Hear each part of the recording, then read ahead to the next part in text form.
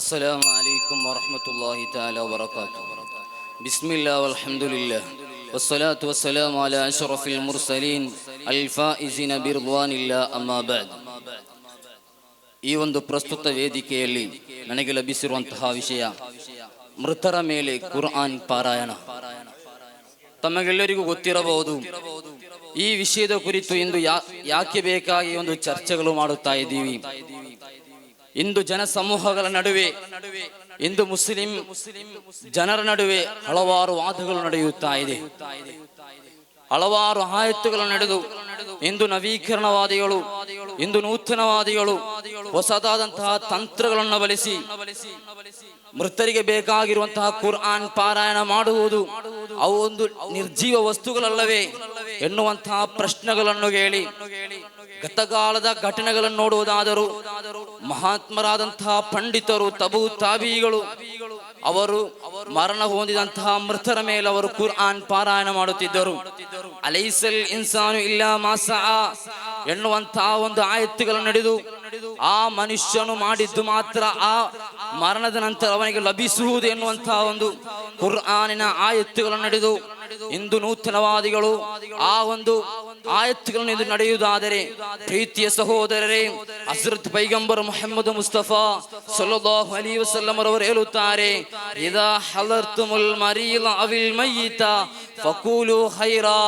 ಇಂದು ನಮಗೆ ಈ ಹದೀಸಿನಲ್ಲಿ ಕೆಲವೊಂದು ನೂತನವಾದಿಗಳು ಕೇವಲ ಇದಾ ಹಲರ್ತುಮುಲ್ ಮರೀಲ, ನೀವು ಕೇವಲ ರೋಗಿಯ ಬಳಿ ನೀವು ಸಂದರ್ಶಿಸಿದರೆ ಅಲ್ಲಿ ಮಾತ್ರ ನೀವು ಕುರ್ಆನ್ ಪಾರಾಯಣ ಮಾಡಿರಿ ಎಂದು ಅವಿಲ್ ಮಯ್ಯಿತ ಎನ್ನುವಂತಹ ಪದಗಳನ್ನು ಬಳಕೆ ಮಾಡದೆ ಇದು ಮುಸ್ಲಿಂನಲ್ಲಿರುವಂತಹ ಒಂದು ಹದೀಸ್ ಆಗಿದೆ.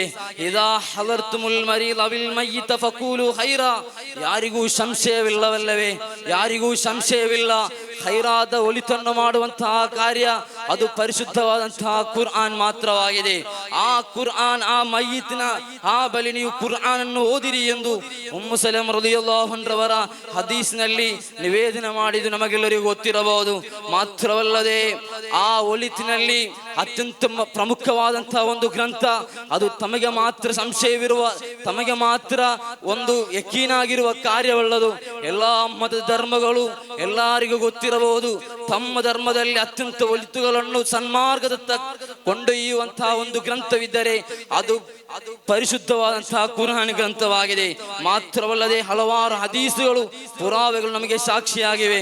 ಅನೀಸ್ ಅಬಿ ರಲಿಯಲ್ಲಾಹು ಅನ್ಹು ಅವರು ಹೇಳುತ್ತಾರೆ, ಕಾನತಿಲ್ ಅನ್ಸಾರು ಇದಾ ಮಾತ ಲಹುಮುಲ್ ಮಯ್ಯಿತು ಇಖ್ತಲಫು ಇಲಾ ಕಬ್ರಿಹಿ ಯಕ್ರಊನ ಇಂದಹುಲ್ ಕುರ್ಆನ್. ಅನ್ಸಾರಿಗಳು ಇದಾ ಮಾತ ಲಹುಮುಲ್ ಮಯ್ಯಿತ್, ಅವರೊಂದಿಗೆ ಮಯ್ಯಿತಿನ ಯಾರಾದರೂ ಮರಣ ಹೊಂದಿದರೆ ಅವರು ಕಬ್ರಿನ ಬಳಿ ಧಾವಿಸಿ ಅವರು ಕುರ್ಆನ್ ಅನ್ನು ಓದುತ್ತಿದ್ದರು. ಮಾತ್ರವಲ್ಲದೆ ಇದಾ ಮಾತ ಅಹದುಕುಂ ಫಲಾ ತಹಬಿಸು ಅಸ್ರಿಹು ಬಿಹಿ ಇಲಾ ಕಬ್ರಿಹಿ ವಲ್ಯಕ್ರ ಇಂದ ರಸಿ ಫಾತಿಹತುಲ್ ಬಕರಾ. ನಿಮ್ಮೊಂದಿಗೆ ಯಾರಾದರೂ ಮರಣ ಹೊಂದಿದರೆ ನೀವು ಪರಸ್ಪರ ಗೊಂದಲಕ್ಕೀಡಾಗದಿರಿ, ನೀವು ಆ ಮಯ್ಯಿತಿನ ಬಳಿ ಓದಿ ನೀವು ಕುರ್ಆನ್ ಓದಿರಿ. ಸೂರತುಲ್ ಬಕರಾದ ಅಂತ್ಯದ ಆಯತ್ತು, ಮೊದಲನೇ ಆಯತ್ತುಗಳನ್ನು ಓದಿರಿ ಎಂದು ಹದೀಸ್ಗಳಲ್ಲಿ ನಮಗೆ ವ್ಯಕ್ತವಾಗಿ ಕಾಣುತ್ತಾ ಇದೆ.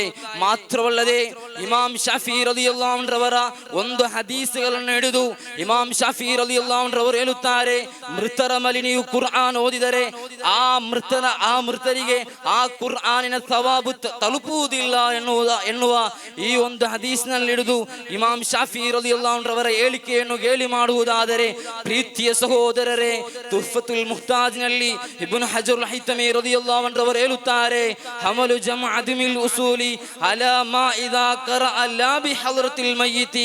ಆ ಮಯ್ಯಿತಿನ ಆ ಒಂದು ಸನ್ನಿಧಿಯಲ್ಲಿ ಅಲ್ಲದೆ ನೀವು ಕುರ್ಆನ್ ಓದಿದರೆ ಆ ಮಯ್ಯಿತಿಗಿರುವ ಸವಾಬು ತಲುಪುವುದಿಲ್ಲ.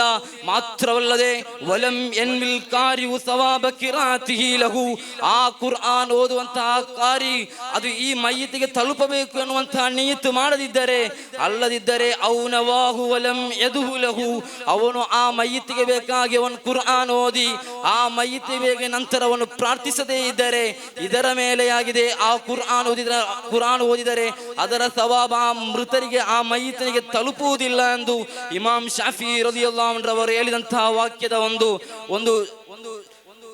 ಒಂದು ಸಮಗ್ರವಾದಂತಹ ಒಂದು ವಿಷಯವಾಗಿದೆ. ಇಷ್ಟು ವೇಳೆ ನನ್ನ ಪುಟ್ಟ ಭಾಷಣವನ್ನು ಮುಕ್ತಾಯಗೊಳಿಸುತ್ತಾ ಇದ್ದೀನಿ. ಅಸ್ಸಲಾಮು ಅಲೈಕುಂ ವರಹ್ಮತುಲ್ಲಾಹಿ ತಆಲಾ ವಬರಕಾತುಹು.